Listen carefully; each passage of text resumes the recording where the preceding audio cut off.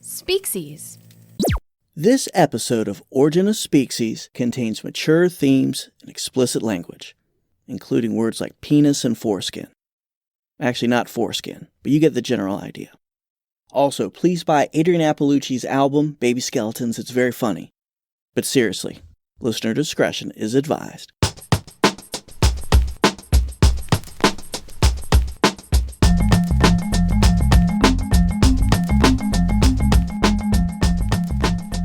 So, Steve, we talk about words, and words matter. Yes. But on the other hand, we've done stuff about Big Brother and Newspeak and Old Speak, and there's been a lot of censorship out there. Yeah. So, a lot of talk about words and what they mean and what you should say and what you shouldn't say. Oh, yeah. Lots of people. Yeah. Lots of people giving their 2 cents on that. Right. So, you know who I don't want to hear from on that topic? Who? PETA. So, we haven't talked about PETA in a while. Right, because that's their goal. Their goal Yes. is to say stuff to make you talk about them. And they do a pretty good job of it. But sometimes they do things that I have a feeling you can't turn it down. Like it's too easy to ignore. Well, it's good content. You know, we've talked about PETA before when they wanted to change things like instead of saying guinea pig, you're supposed to say test tube or something. I don't know. Whatever it was. It doesn't matter. You're supposed to take animals, and that was mocked. I think they've outdone themselves. They tweeted this. So I got back on Twitter today. Mm-hmm. And you went right to PETA? The first thing that I saw was a PETA. So I'm questioning my decision here. PETA says, words can create a more inclusive world or perpetuate oppression. Mm-hmm. True. Yes. Calling someone an animal as an insult reinforces the myth that humans are superior to other animals and justified in violating them. Yeah. That got weird, didn't it? Well, it's PETA. And, they want to make sure that if horse Twitter is reading this or cat Twitter or whatever animals they're into protecting, they want to, I guess, virtue signal to them because they're just other, we're just other animals like them. Yeah, it reinforces the myth that humans are superior. First of all, take religion out of it, take everything out of it. We are superior to other animals. We're the top of the food chain. Yeah. Stand up for justice by rejecting supremacist language. There we go. So a lot of buzzwords in here. We got inclusive, oppression, supremacist. But it says that humans are superior to other animals and justified in violating them. That is just a weird way to put it. So I'm going to, as I normally do, I love to turn things around on people. Yes. Like, I'm about to turn this around on PETA, but what they're doing is harmful. Here's what they said. Using animals as insults perpetuates speciesism. Speciesism. Not speaksiesism. Speciesism. Let's perpetuate speciesism, please. Yeah. Instead of saying chicken, so you call it like Marty McFly doesn't want to be called chicken. Yeah. Instead of calling someone chicken, you call them a coward. Mm-hmm. Instead of calling someone a rat, you call them a snitch. Okay. Instead of calling someone a snake, call them a jerk. Instead of calling someone a pig, call them repulsive. Oh, I was going to say tasty. Instead of calling someone a sloth, call them lazy. Right. Well, guess what, PETA? You just played yourself because you just sat here and said that chickens are cowards and rats are snitches. And I mean, if that's not speciesism, that's speciesism. What is? So, I mean, you're telling us that how do you know that we're even using those words that way? Well, how dare they deny the magic that is a chicken by calling them a coward? Who do they think they are? Exactly. If Who's I call the someone real speciesist in this situation? I think PETA is. So they put this out, and again, I agree with you. They know what they're doing. Yeah. And of course, they got ratioed on Twitter pretty brutally, but they don't care. It's engagement, right? I mean, I don't know what's up with PETA because even vegan friends of mine are done with PETA. Right. Like even the most extreme vegans I know are done with PETA. So I don't know who's even still there. So if you're a listener, there's no way that you're a listener that you are like a member of PETA. And don't reach out to us because we don't care. That's right. Steve and I disagree on this. I would actually love to hear from somebody and really hear what's happening right now. But I don't think we can. That might have to be a solo episode because Steve will implode. My speciesism will come out during that. I think that they're an elaborate prank. I think there's some sort of tax write-off for somebody, and it's a giant joke of someone who has too much money or needs to launder money and hasn't watched Ozarks yet. Good show. So enough about them. Let's get on with the show. Welcome to Origin of Species, not Species. My name is Scott. I'm here with my good friend Steve, and we have got an awesome show today. Steve, what are we doing? We are going to cover a topic I've wanted to cover for a long time. And the topic of today's show is the worst word. And one of the things that's been fun is in advertising this episode, I've been a little bit facetious or not clear necessarily on what the word would be, just to get some feedback from people. You're pulling a PETA. I'm sorry. Oh, yeah. Steve's face. I went from resting Steve face to active Steve face. I obviously didn't mean it that way, but you're putting something out there to elicit a reaction, and hopefully it works as well as it does for those guys. And that just worked on me. I know. You saying that. Are you okay? Should we start over? No, I think let's we're push good. on. We'll be okay. We're professionals here, kind of. So wanted to see what people would come out of the woodwork to say what we're going to do. Yeah. But we are going to do the word moist. Moist. It is a word that I find that people just don't like it. And some people defend it. We'll talk about that. Some people aren't as offended by it. And it's one of those words I have a really weird relationship with. Yeah. I think it's like the 7-Eleven of words. It's not a good thing for me, yet I find myself involved with it a lot. Yeah, didn't you buy a shirt that had moist on it for a loved one? I did. I bought my brother one year for Christmas. That's a shirt hilarious. that all it said was moist. Yeah. And I think it kind of shows what's great about that word is it's cringy. I normally don't like to use that term, but it is. It's a cringy thing. But I really like it because it's kind of dirty, but it's not really dirty. Yeah. It's like 7-Eleven. It's gross, yet there's some benefit to it. I can see that. There's a reason that we have the word. You want to know that your cupcake is moist, but just when I said that, it sounds filthy. It sounds so disgusting. So I think that's why I like it. Is it does make me cringe in certain circumstances or when certain people say it, but it's awesome because you get to be foul, and at the same time you're not really being foul. So we're going to talk about the etymology of the word. We'll share each other's thoughts on this very controversial word.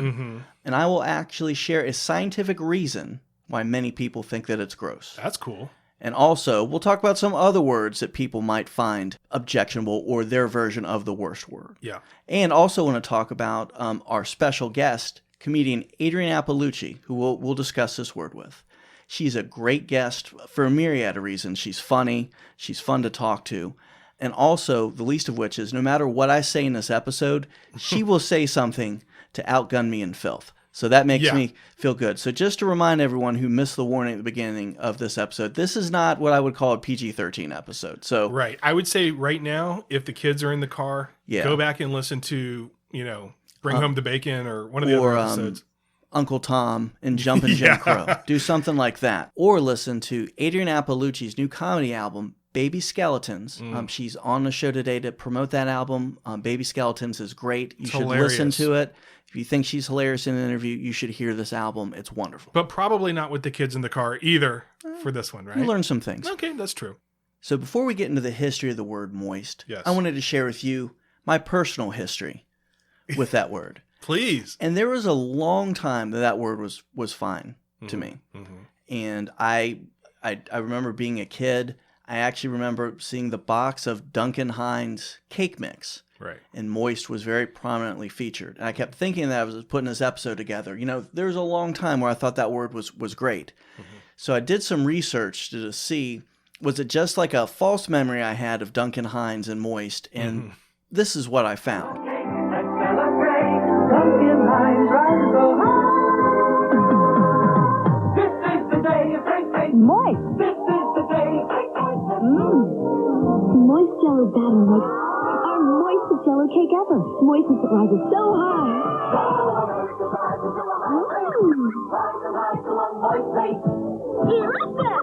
Moist.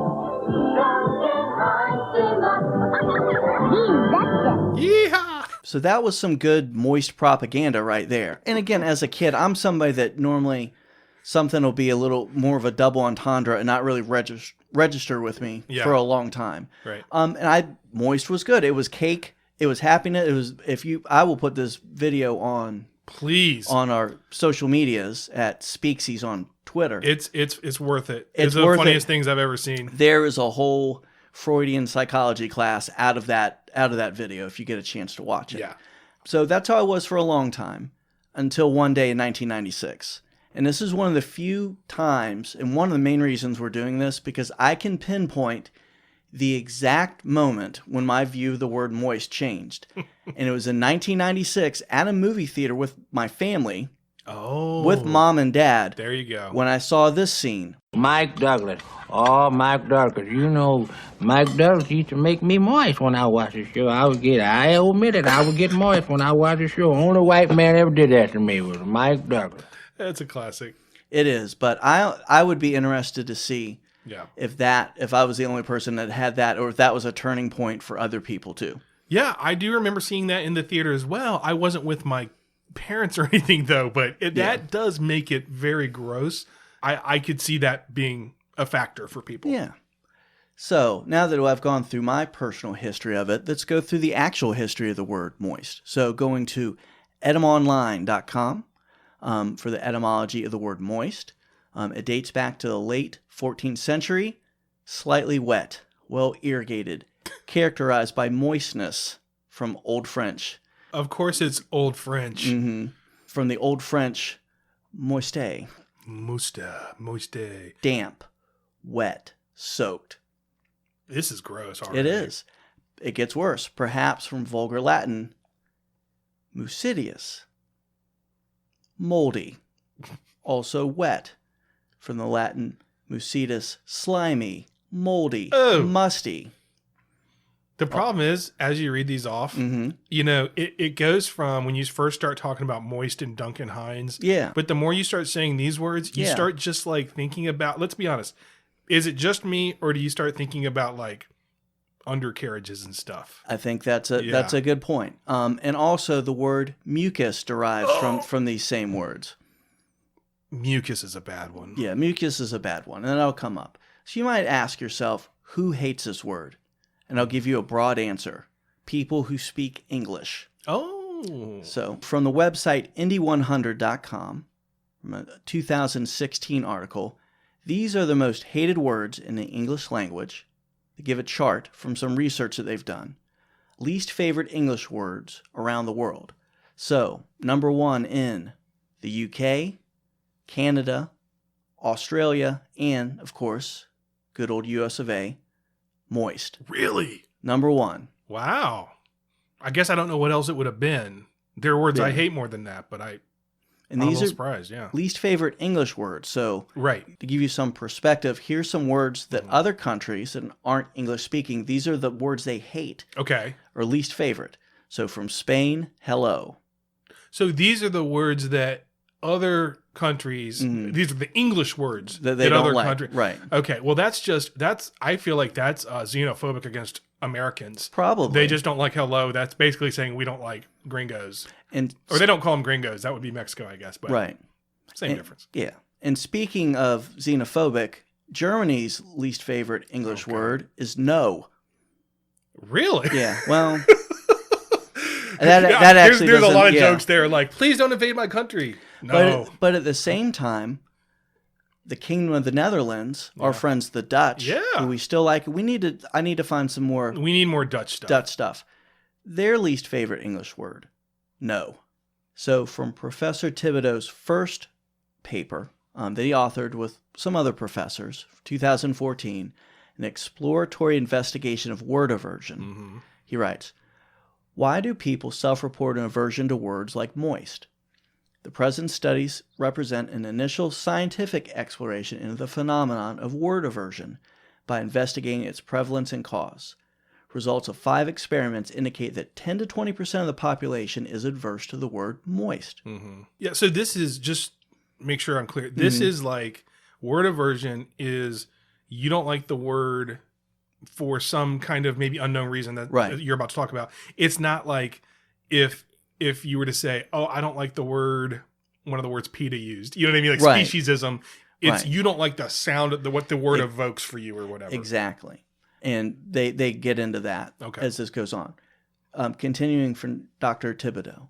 This population often speculates that phonological properties of the word are the cause of their displeasure. However, data from current studies point to semantic features of the word, namely associations with disgusting bodily functions, as a more prominent source of people's unpleasant experience. Yeah. So Well, I would say that there's some good logic with that. Yeah, and it reminds me, I put on Instagram something about, on my personal Instagram about what are some words that you hate or whatever, and somebody said placenta. Now, the word placenta is actually pretty pleasing to say. Like, if you don't know what it means, because I grew up hearing the word and I had no idea what it meant. Right. And so to me, it's a very good sounding word, but then once you know what it is, it kind of becomes gross. So that's one where it's not necessarily how it sounds, it's what it what he just said, what it evokes. And he continues this research in a 2016 paper that I save for last because it is one of the best titles you'll ever hear. Oh gosh. A moist crevice for word aversion in semantics, not sounds. So he continues to indicate that, as you mentioned, placenta, if you don't know what it means, it is kind of fun to say. It has a good sonorous quality to it. But discussing the word moist, I'm quoting here, the word moist, for instance, is sometimes used in a sexual content. People who are not adverse to the word often speculate that it is aversive because, and I'm extra quoting, it reminds people of sex and vaginas. But the thing is, nobody would ever say, maybe this changed after The Nutty Professor. I can't imagine anyone, oh, baby, I'm so moist right now. I mean, would you, Well, it might work for somebody. So before we recorded this episode, we actually spoke with our guest, comedian Adrienne Iapalucci, who will be on later.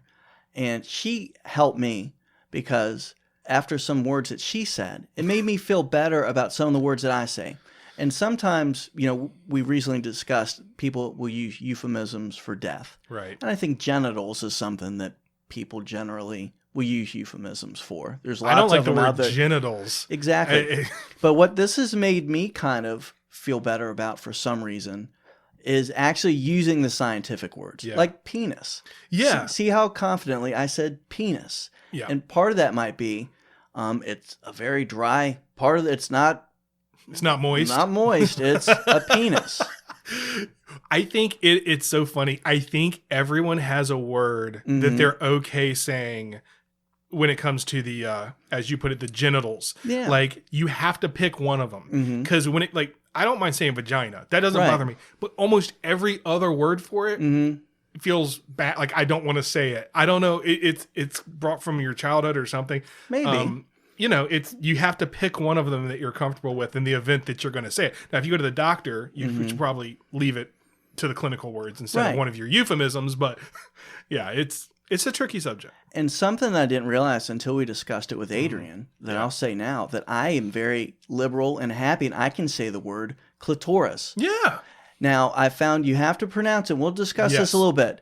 You can't, it's got to be clitoris. Yes. It can't be clitoris. That for me, exactly. There's something in that. But I like the word clitoris. I'm going to say it a lot, apparently. Yeah. And I talk about this a little bit. I think it sounds very dignified. It sounds like a Roman senator. Right. Like if there was something, the Roman Senate's debating, and they're like, Nero's doing something crazy. Who do we need to speak right now? Right. Well, we need Senator Clitoris. It could be that. It could also be a species of dinosaur. The majestic clitoris. Yeah. The omnivore. But I can also envision a situation like where Senator Clitoris is supposed to speak, and they're like, where is he? Yeah. He's behind the curtain somewhere. Oh. We keep looking for him. We know he's there, but we can never find him. Okay. I see what you're doing there. Yeah. It's harder for some of us than others to find the senator at times. Good job, Steve. Thank you. You've now created a new euphemism. I like it. Thank you, Adrienne, for inspiring us. And again, Adrienne will be featured here. Yeah. And if you want to hear lots of other words for vagina, in varying, I guess depending on your taste, varying levels of offensiveness, there's a bunch of them. I think we mentioned them all. So something to look forward to. So speaking of taste, I'd like to also give the pro-moist camp from the world of food. So Lena Abraham is the food editor at Delish.com, where she develops style recipes for video and photo, and also stays on top of current food trends. She's been working in the food industry for over 10 years and will argue that the best fish tacos in the world are made in New York. So I'll let that slide and then discuss her article in defense of the word moist. Mm-hmm. So the lady that's into fish tacos is also into the word moist. Okay. And there's no joke there. No, you said you're going to let it slide. That's right. And I just wanted to make sure I understood that correctly. Quoting from Ms. Abraham's article, there are thousands upon thousands of words in the English language. Ask any group of people what their favorite word is, and you get a wide range of unique answers. Mm-hmm. In fact, many people don't even have a favorite word. Now, ask the same group what their least favorite word is, and you'll likely get a much more unifying answer: moist. And she continues, can someone please explain this to me? We all taught this in school when I was just sick one day. Are my ears broken? When I hear that much hated M word, it floats on by like any other harmless adjective. I could see from the food perspective being defensive, or maybe the Duncan Hines people really got to her. Yeah. Well, what's the alternative? If you're not going if you're talking about having a cake or something that is the right consistency, what would be another word you could use? Nothing comes to the top of mind. So I do understand from the food perspective that it has utility. And she actually brings that up as part of her argument. Quoting again from Ms. Abraham. If you look up moist in the dictionary, there are many synonyms: damp, clammy, steamy, humid, dank, sticky. Dank, I like dank. That one. The list goes on. None of these words are interchangeable with moist. So I'm sorry, I'm going to keep using it. I agree with her. Yeah. I think you should, in that context. Yeah. And her concluding sentence is, at least I'm not serving you a slice of clammy chocolate cake. Yeah, it's fair. I mean, that's fair. And context does matter. So I've been watching a show called, this is on the same topic. I've been watching a show called Blown Away, which is about people doing, blowing glass, basically. It's right. Some of you listening probably seen it. And with Straight Faces, they talk about how each player gets their own personal glory hole. Mm-hmm. And I don't know, there may be another term. There may be another use for that, but it's in the context, so nobody laughs or says that's weird or gross. And I actually watched that show for a while, and I remember watching it with my family and having to just kind of take any snickering and just. Well, I'm watching it by myself, and I'm looking at like the contestants or the host to see if anybody does like a little, little wink or a little nod. It's like, no, it's they're glass blowers, and that's a glory hole, and there's nothing weird about it. Especially on a show called Blown Away. Yeah, exactly. So in summary, moist is a word that, even from its roots, has associations with mold and slime and mucus. People have studied it and think some of the aversion comes from the fact that it's often associated with sexual organs. Or just grundles in general. I mean, close to the grundle. Mm-hmm. Most English-speaking people hate it. I have a love-hate relationship with it. Right. So since we've come this far with saying the word moist, I'm going to take a word that's bad on its own, and I will not use the M word with it, because once you put those two words together, it's like gasoline and fire. Mm-hmm. So since we're getting out there with words that I find uncomfortable and just gross, but necessarily aren't bad, the word panty or panties. And your face is rolling up there, and it should. I was bracing myself because I knew that this was going to be the other word we talked about, and I don't have a big problem with the word moist. I understand the hate for it, but I can say it clearly. The other one, the one you say, I have a hard time saying. There's something so. I thought about, why do I hate this one? And it's just because it feels like it sexualizes underwear, and so in contexts where you're not having a conversation that's sexual, right? To say it feels really weird and out of context, and it just feels wrong. So I hate the term. I hate when I hear it in a conversation and don't ever want to say it. Plus, it reminds me of back a long time ago when you and I worked together, and we caught this guy looking at porn on the work computer. On my work computer. I forgot that part of it. So this is a true story. We won't name the company or names of employees, but This was in the early days of the internet, and we were working on a weekend. And I remember I stepped away from my desk, and I came back, and this individual had been at my desk, and quickly I saw him scurrying away from my desk. I will use the term scurrying. I can't believe that they did that. Go ahead. I went to my gut instinct was telling me something was off. Went to my browser and found that he had been at a website. I don't want to be the one to say. I'll say it. Okay. Pantyfreak.com. Yeah. So from then on out, his name was Panty Freak. Yeah. Or just PF. Yeah. If we needed to be discreet. As PF working. And I guarantee that your seat was moist when he got it. It probably was. Okay. I think we're ready to. Yeah. So then anyway, Panty Freak's finally paying off after 20 years. 17 years or something. But so this is a word that is, I think, very easy to use a euphemism for, because I think one of the problems with it is you need something, unless you want to say women's underwear. Just say women's underwear. Maybe say that. Or under something. There's other words for it. Yeah. Well, I had used for years, probably wasn't better, but I remember from the movie Copycat with Harry Connick, he used the term squirrel covers. You did used to say that a lot. And I did, because I had I was gonna have a women's undergarment company. I remember that. It was going to be Squirrel Covers brand, Squirrel Covers. Yeah. I was going to have a little squirrel on the front. It's probably a great idea. And we should have shared that with Adrienne, because she always has good business ideas. Which you'll find out. Yeah, as you'll hear on this, she's always got something, especially from the waist down is where all her business ideas seem to relate to. So the history of the word panties. So going back to Edom Online, traces back to 1845 from Drawers for Men, and that is noted as being derogatory, diminutive pants with IE. Okay, yeah. Nice little panties you got there, bud. Yeah, and I've also seen other places that comes from the shortening of pantaloons, which is what I've always thought. Makes sense. Now, the 1845 date, I see several places, but I can't find a smoking gun for it. But it's referenced a lot, but I haven't been able to find the exact quote. Now, as we use now, panties is mostly for underpants for women or girls, is recorded by 1908.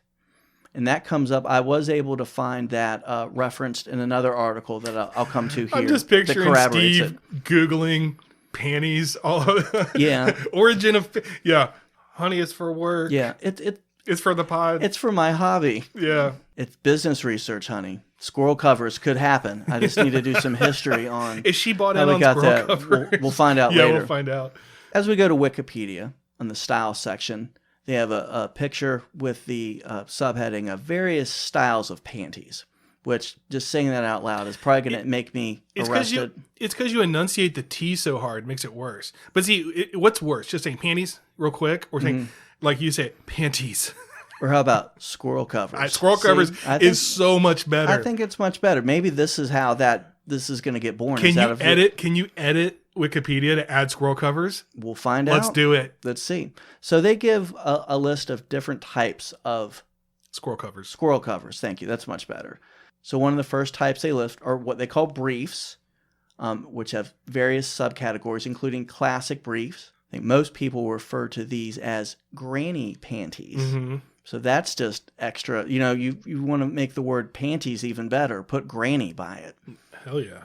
So one of the things I found interesting looking at this is just realizing that maybe it's a good thing that I didn't have that much knowledge on the variety of panties. There's some terms here I haven't seen before. Well, there's a category called tangas. Right. And under that is a thong, which I'm aware of. And there's also something called a T-front, which I would almost call, I think that's something that Senator Clitoris would use to protect himself, as I guess the way that seems to be cut. I guess. So that just doesn't look comfortable for anybody. Yeah, a T-front. Yeah. I don't know if there'll be a squirrel covers version of that when that comes out. I feel like squirrel covers just needs to be, you just need one. That squirrel's not getting covered. It's like the cover in a T-front. Yeah, that's more like a blindfold for the squirrel. Yeah. So other than the fact that it's about an article of clothing that's very close to the genitals, why do people not like this word? So you're going to go to an article from The Atlantic. So I referenced earlier that some people, or that there was a reference to 1908 for the term panty being associated with women and girls' undergarments. And Right. she actually quotes the Oxford English Dictionary. Okay. So you know it's good with that. Yeah. She discusses the term infantilizing with that. And I could see the association of that, I didn't want to say yeah. it. I didn't want to say it. Which I think is which is reasonable. I Yeah. think that's a good reason not to like that. And Right. again, one of the benefits of Squirrel Covers is it takes that out. Oh, God. So Kinda. Yeah. I think it totally gets Okay. it gets it out. And we'll find out. Maybe, we've talked about launching a merchandise section. Dude, Anyway. oh my gosh, Speaksie Squirrel Covers. It alliterates. It does. And by the way, I really think that we should let Lauren Bingo Knowles listen to this before we put it out, just to make sure that. No, I think we she should. likes to call us out on our sounding pervy because the one thing we do. I think what we do is we surprise her with it. She'll dedicate this episode to. Exactly. We know who to dedicate this episode to now. So for my final word that people are averse to, panties, which for various reasons, people don't like. And another reason to buy Speaksie Squirrel Covers. Yeah. And to continue our discussion of the worst word, our guest, comedian Adrienne Iapalucci. 1, 2, 3, 4, 5, 6, 7, 8, 9. Our guest is one of our favorite comedians. You've seen her in Comedy Central and Netflix The Degenerates. You can hear her every week on our podcast with Sarah Tolomash, the wonderfully titled Vadge. When the vid is gone, you'll be able to see her headline at your favorite comedy clubs, according to her website, which I read and apparently she doesn't. And now you can purchase her brand new album, Baby Skeletons, which is at iTunes, wherever you're allowed to buy things.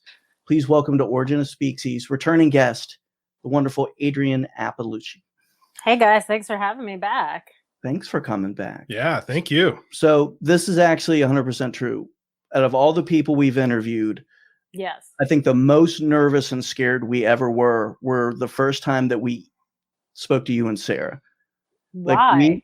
Because if we crossed you, we listened in a good way. It's a compliment to you. It's I've a seen compliment. your crowd we studied up and listened to a bunch of stuff. I'm like, if we do something like we say, you're from Brooklyn instead of the Bronx or something, or just set you off, you would have torn us to shreds. You would have gone through about all the people. You would have figured out, if we'd been molested or whatever.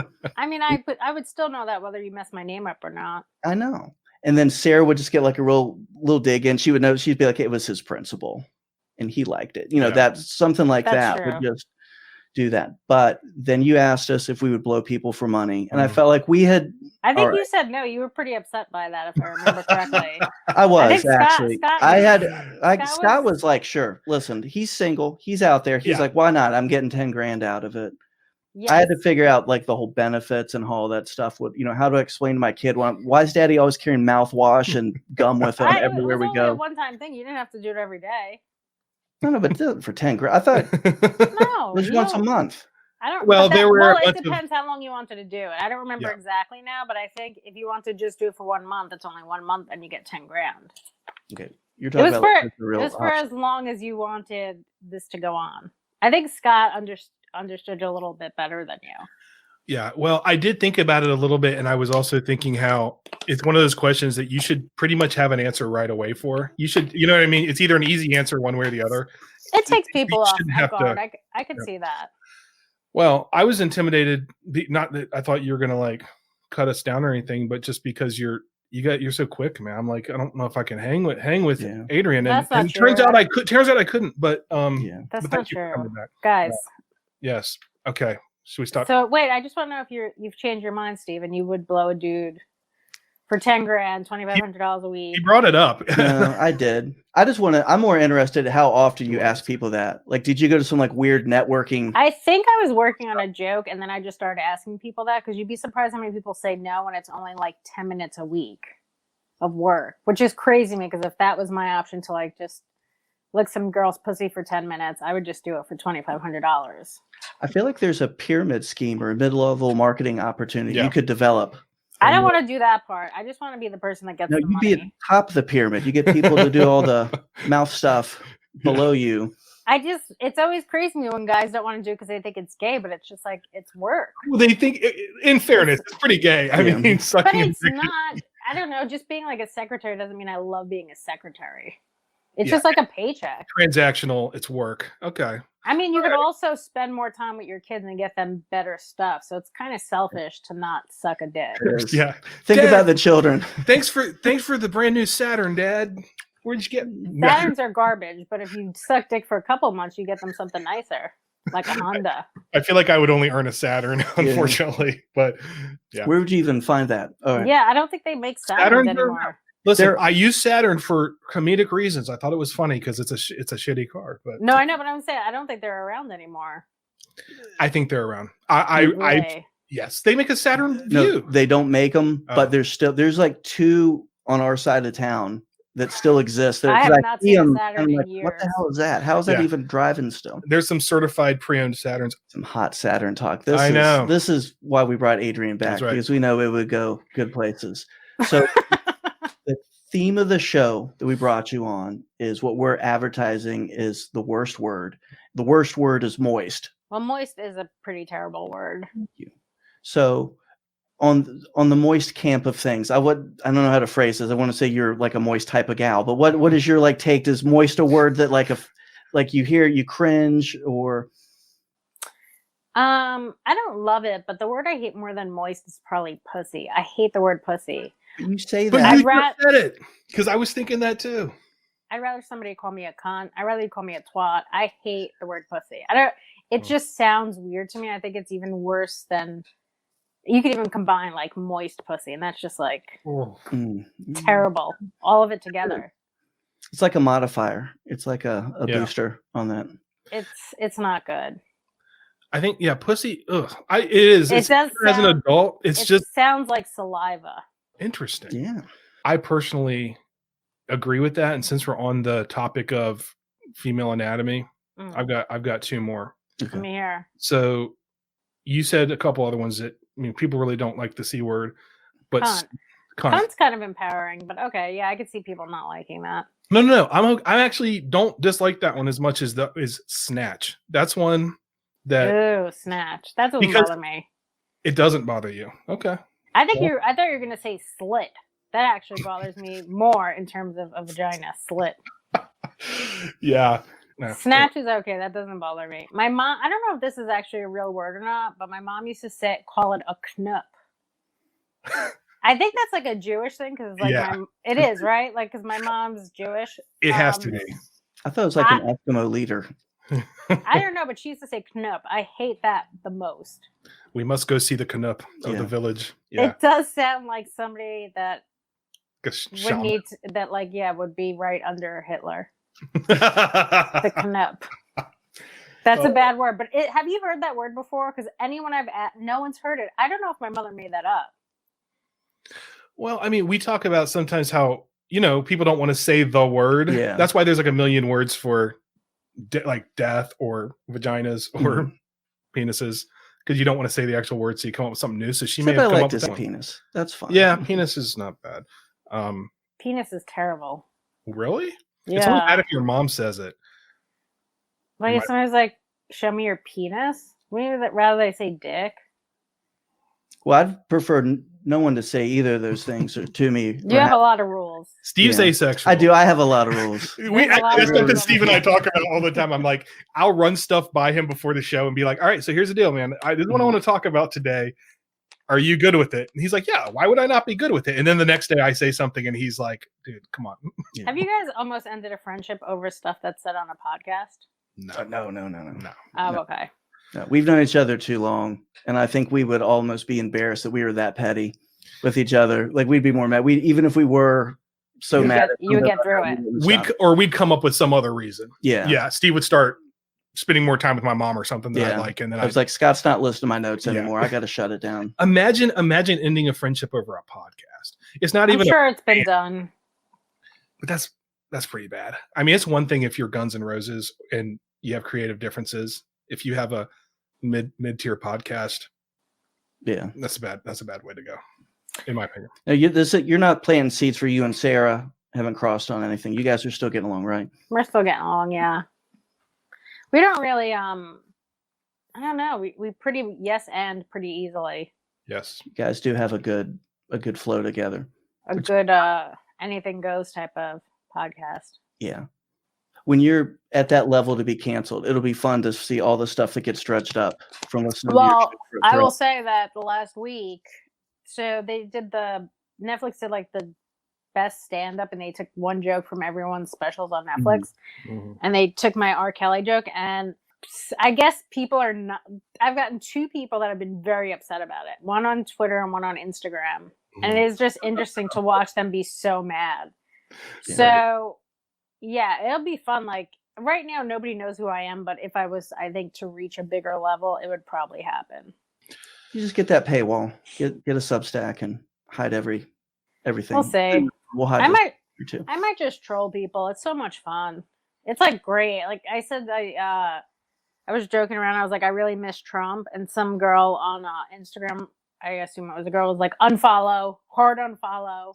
Yeah. And I was like, well, you follow Ari, and I was like, he gave Trump $500,000 to keep Trump Towers afloat during the pandemic. And then they wrote back, I'm going to unfollow him too. I think you're both unfunny. And it's just like, you're so dumb. Yeah. Yeah. Like the level of, like, people online are just fucking dumb. And it's just, I don't know. I don't know that I want to be alive that much longer, to be honest. This is actually my countdown show. Okay. Really? Oh, Thanks on the lip. Hopefully we don't push you over the edge. Like, I know. I was on the line about this. No. But I'm in a good mood when she started. I'm preparing for it. I'm only living like 5-6 hours a day. Yeah. So I'm just like sleeping the rest. I'm just preparing for the end. There you go. I think a lot of us are kind of doing that. So it's okay. It keeps us off Twitter from self-righteous. It's the worst. Are you still? Oh, go ahead. Sorry. No, I was saying I just spent too much time online today, and I just feel wiped out from it. It's just not good for you, like mentally.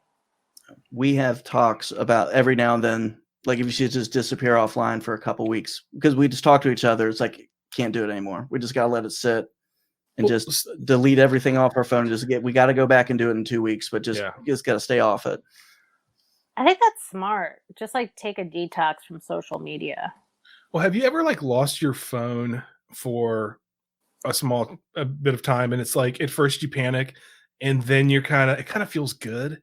You're like, oh, I have no phone to check. I guess I'll read a book. I haven't done that, but I used to do this thing where I wouldn't have money for my phone, so it would get shut off a couple days out of the month. And those few days were so freeing. It was like being a criminal on the move. Yeah. No one can track you. No one had access to you. It was amazing. And I think I might just go back to that. It's great. It's like, you have to, I want to go out to the woods or something. Like go to some cabin in the woods by myself with no, phone, no nothing. But then I also realize I have no survival skills at all. So if anything, maybe what am I going to eat? You could figure out how to trap. I believe it. We'll just try it. Steve and I on the woods. I mean, you could still go to the supermarket. No one's saying you have to live like.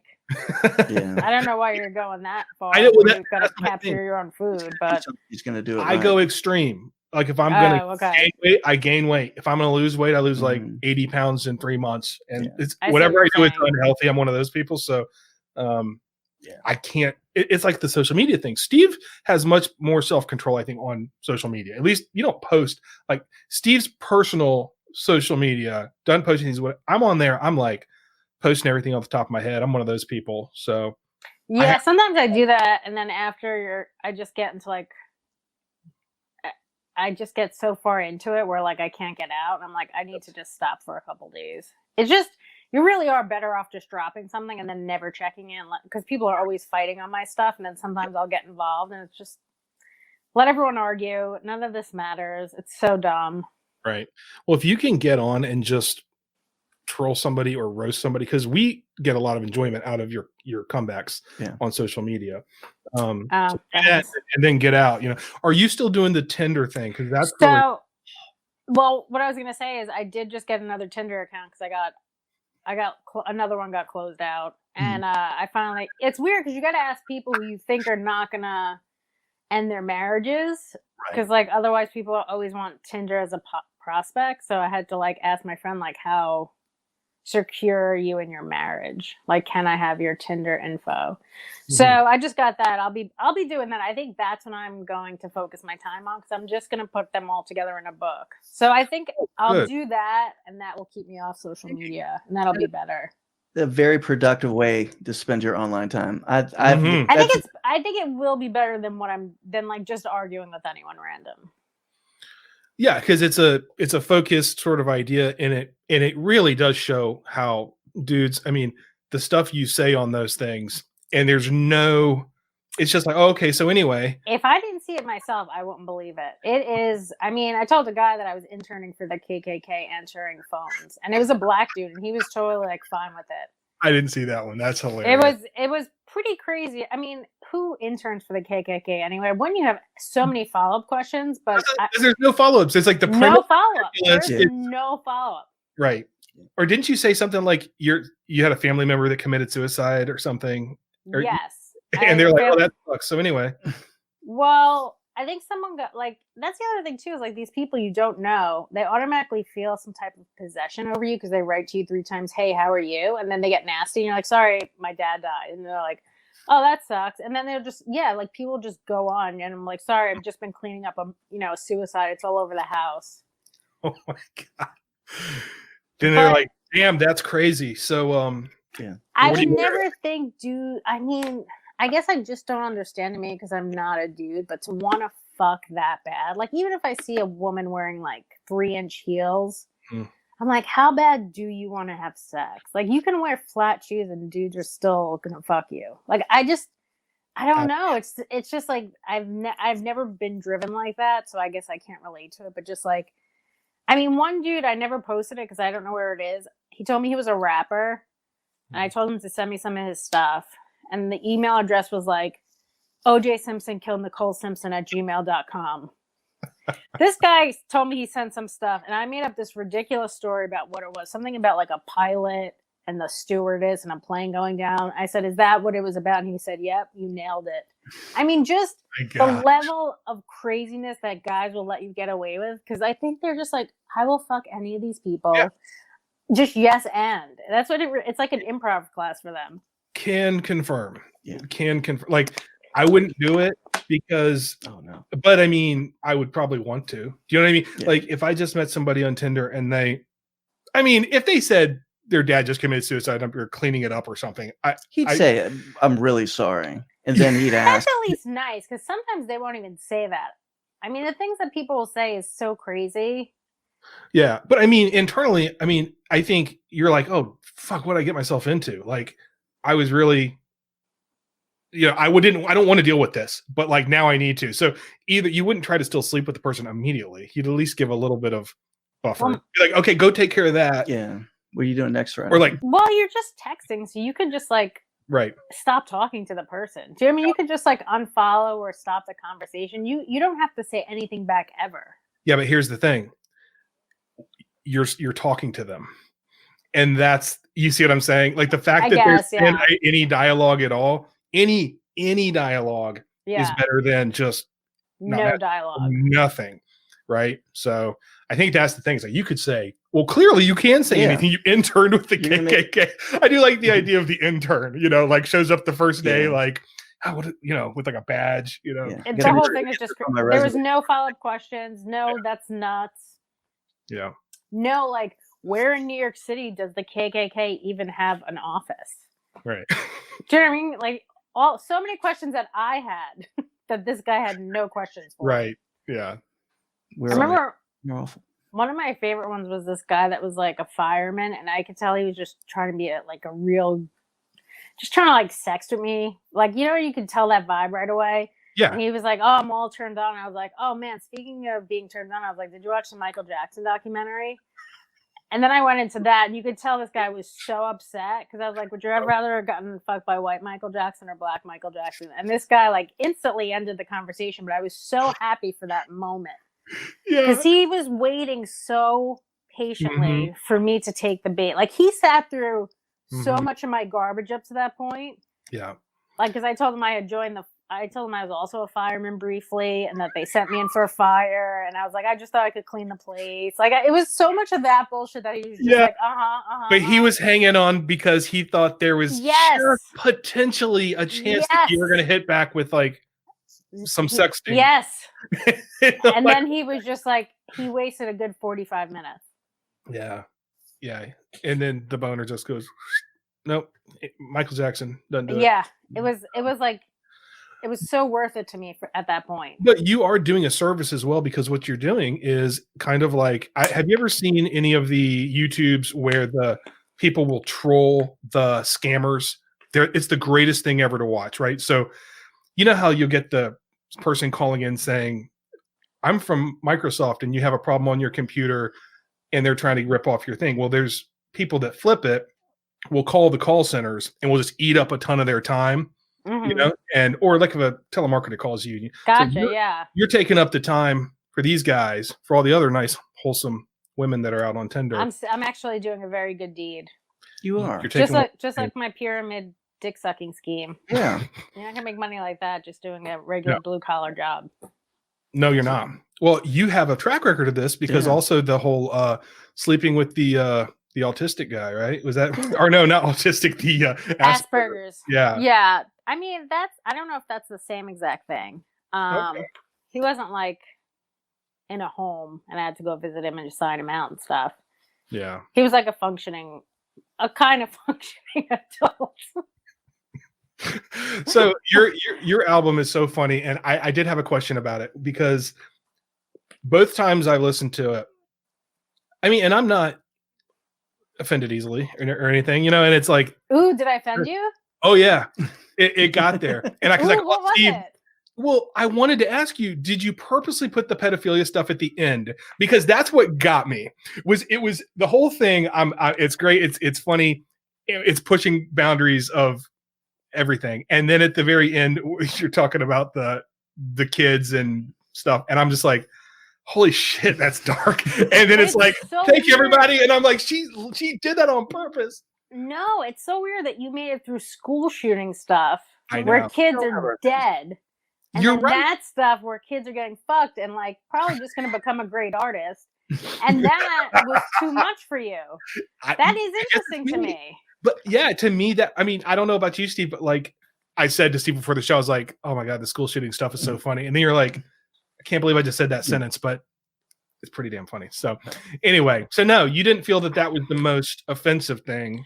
That's no, I actually, no. So this is what happened. I would have left the school shooting stuff for the end, but I was going to do a special. And then because of COVID happened, I couldn't do a special. So I had this album that I did 2 years ago. Okay. So I decided to put it out. But because I had done some of that stuff on Netflix, I had to change the order. So the school shooting stuff would have gone last. Okay. Got it. Well, good. Now, if you would have closed with that, we would have been fine. That should have been your grand finale there. We would have had no problem with that. But yeah. No. The album, by the way, is great. So I was just impressed that, I mean, you're on point, the timing and everything. So it makes sense after it being a pre-vid recording because you were just on fire. How much work goes into doing an album like that? I mean, are you just working all your dates leading up to that, or? It's weird because like I was doing a little bit of headlining and then I just kind of put that hour together and was not even doing it that much. I just kind of memorized it and ran. I know I opened for Ari that weekend in DC. I did 4 shows and then I taped it on Sunday. So I felt good about that because I got to run. He let me do a half hour before each show. Mm-hmm. So I got to run the full hour both nights and that was really helpful. But the weird thing is when you tape an album, you can stop, you can mess up. You know what I mean? Like you could have notes. It's really not, it's not even on a special, I guess it's having notes would be harder, but like you can mess up. You could just edit it out. One of the things I liked about it too was the crowd is dying of laughter the whole time, which as they should. There's one guy. Yeah. Yeah, you know what I'm talking about, right? That guy, and I could have edited that out, and I thought that guy was just like that fucking Michael Jackson documentary. He was just perfect. Anyway, I'm nice. glad you left him in. Yeah, he was. Well, yeah, there's a guy that was sitting like, you know, so most of the people like him are like friends or like some fans, but it was mostly like friends, family, you know, a little bit of people that listen to the podcast. And there was a guy that must have just showed up for a show on a Sunday night, and you know, if you don't like what I do, it's a long time to listen to it. So he was just sitting there like so upset the whole night, and it warmed my heart. Because I had to say to him, I was like, "You look upset by most of this," and I think he was. Yeah. I don't understand that. I think you know who you're going to see, and if you don't, you move on.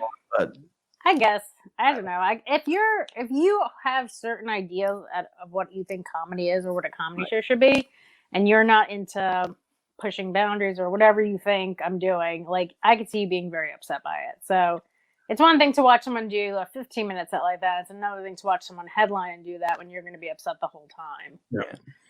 You just unlocked a memory in my mind. I actually walked out of a comedy show once a long time ago, and this is embarrassing, but it's because my next door neighbor was doing like an open mic or something. I mean, this is 15 to 17 years ago. Okay. And my wife at the time and I went, and he started doing all this material about his neighbors, about us. And it was you? Yeah. But here's why I walked out. Because I used to be really religious and like grew up that way and was very strict Christian. And I think we may have even invited them to go to church with us or something. And so he basically starts talking about, got these Christian neighbors, da da da da da. And I'm just like, what the fuck? Like, he's talking about us. Like, I can't believe this. I was like, we're out of here. Which in hindsight, I wouldn't do that now. I'd be like, this is awesome. What did he even say? Do you remember? Well, it was something like, I don't know. I don't remember what he said. I will tell you that he came over like a couple days after and was like, dude, I'm so sorry. It's just, and I was like, no problem. It was just, we weren't expecting that. And I mean, it was fine. Everything he did was fine, but that was just 20, however old I was, 3-year-old.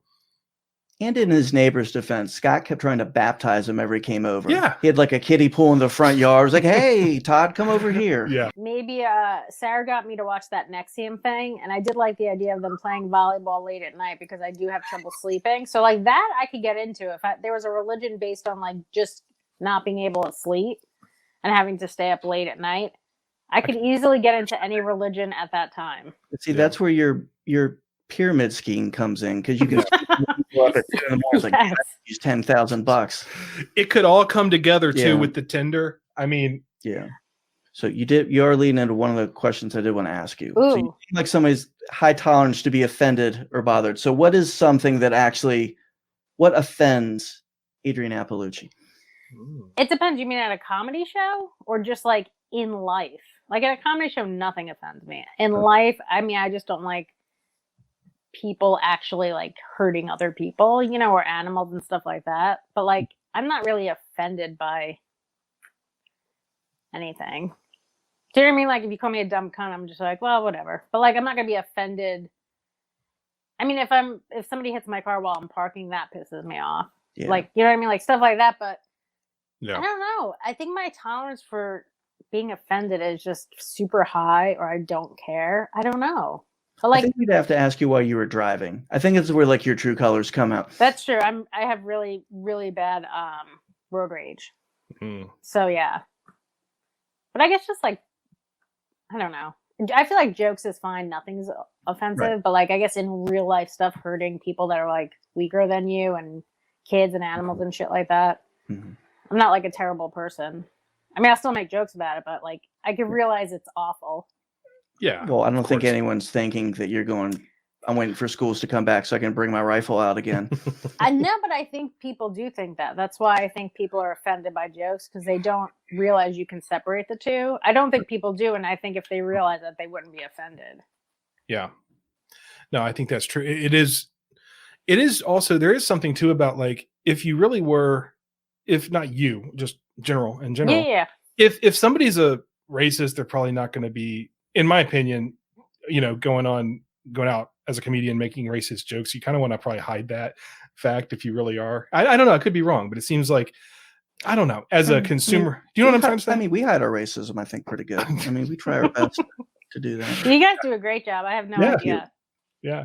I used to intern with the somewhere at the KKK. Yeah. Actually, though, the KKK is not a bad idea. If we all wore hoodies and nobody could see our skin color, we'd have to actually get to know each other and hate one another. So it's not the war. Like if they just twist it, a new turn on it, it could actually be very revolutionary for hating people for who they are. That's right. You just like you're supposed to. It as new kinder. I mean, listen, I'm working on a couple things during this pandemic. I see that. You said you're only spending a few hours, per day, but it's all gold. Listen, that's what I'm doing. I'm maximizing my time while I'm awake. All right. So you got Tinder, you got your Tinder book, which by the way, I'm predicting that ends. Please do that. That's so good. Made this an idea for one of your gestating sitcoms. You're going to find someone, you're going to go through this and actually find someone you love. That's how the Tinder book, you're going to throw this crazy stuff at somebody. End. Well, do you know what's funny is that's how I actually did meet my boyfriend. Oh, cool. He listened to the podcast and then saw me doing that Tinder stuff. And I was actually using my own photos. And he was like, hey, you should not be using your photos. Like, you actually are kind of a public figure. So then he gave me pictures of some other chicks that were down where he lived. So it did kind of foster love. That's amazing. And Steve, you called that. And I thought you were going to say he actually asked the follow-up KKK intern. No, he didn't. One for me. That would be the twist if it was that guy. It was not that guy. That guy still was all in. Like, I couldn't do it on Friday, but he was like, how about Sunday? That dude, no questions. It's like amazing to me. Just it's not amazing to me because I think anybody with a what's the best word for it? Penis. Dick. Penis. Yeah. It's a curse. We don't care. It's a quest that we're on. So we try to be nice, most of us, but some just put it right on out there. So I asked my boyfriend what his word that he hates the most is, because we have like a couple minutes left, and he said kiosk. Kiosk. Yeah, I can see it. I don't know. It's so okay. Good. Let's do a couple words since that was supposed to be the theme of this. Yeah, I feel bad. Yeah. Sorry. No. It's please. Awesome. This is what we wanted. Just to chat. Thank you very much. And then somehow tie it to the episode we wanted to do. I was talking to my friend Alyssa, who's actually a big fan of yours, and she said she hates the word seed. The word seed. Yeah, it's another gross word. But used in the way of like semen. Yes. Ugh. Right? And that's right up there. And I had never thought about it. I was like, that's pretty bad. But you can put that really in your things. Like, I'm really looking for a man to give you a seed. Ooh, something just so clinical about it. It's like, some dude wants to anyway, I can't even say it, but at a kiosk. Yes. Seed is a bad word. Another one though that I had was one that you use in your special, and I'd forgotten it. I was listening back to it, but it has to do with the pronunciation. So I'm fine with clitoris, but when they say clitoris, oh my god, why do I? It is. But that's how you said it. I think in the thing you're like clitoris. Is that what it's supposed to be? I think clitoris is worse. See, I'm okay with clitoris. I like that. That sounds like it could be a senator. I think I like clitoris better. No. Clitoris. It just sounds like a golden girl. Clitoris. Well, thanks for making it hotter. Now I'm really. Well, that's what I'm here to do. I do hate that word also, clitor. I clit's fine, but clitoris is weird. I'm going to go with clitoris. I'm going to start working that into things. So, Plato, who's going to speak next? Well, clitoris is going to come in front of the Senate and give his. And Knup. Put Knup in there. Yeah. Oh yeah, Knup. I gotta ask my mom where that came from because I've never heard one other person that knows what that is. It's an Eskimo word, and that's what I don't clitoris. think so. What did you bring with you? My Eskimo friend. Knup. Knup. Yeah, all these words are just gross because they describe sexual stuff, I guess. Yeah, because I think when we're younger and we hear it and we feel uncomfortable because sex is bad, and so I think it's all fluids. Fluids make everything grosser. Yeah. See, that's why penis is fine. It's a nice dry penis, a nice dry word. Penis, I guess. I'd rather someone just say dick or cock. Yeah. It's more fun. Seed is really gross, so tell Alyssa that is top-notch disgusting. Oh, I can't wait. I'm going to send her this clip. You've made her day, and you've made our day. Yes. So, Adrienne, thank you for spending time with us. Everyone, go buy Baby Skeletons, especially if your kids are just about to go back to school. Definitely buy it. And, Adrienne, we appreciate you. I hope to see you on the road. Yeah. Yes, hopefully. I'm going to go see what my dates are. Yeah. Yeah. I think they're all last year. I think I might have 1 or 2 dates for this year, but yeah, it's mostly last year. We'll see. Well, let us know. Thanks for having me, guys. Thanks, Adrienne. All right. Well, thanks so much for listening. I hope you enjoyed that conversation with Adrienne Iapalucci. It was definitely a little bit different. We got to talk about words that we don't like, including, actually, I don't even think we talked with her about the word panties. But speaking of support, please become a Speakcies supporter. All you have to do is go to patreon.com/Speakcies. For the cost of a cup of coffee, you can become a Speakcies supporter. You'll get to see things like our full conversation with Adrienne. You'll get to listen to our other podcasts like True Facts with Robert Banquette, Personal Records, Animals That Suck, and you'll have our everlasting love, which you already have for listening. So once again, from Steve and myself, thank you for listening to Origin of Speakcies. Bob's your uncle. Watch out for bears, and kale is from the devil.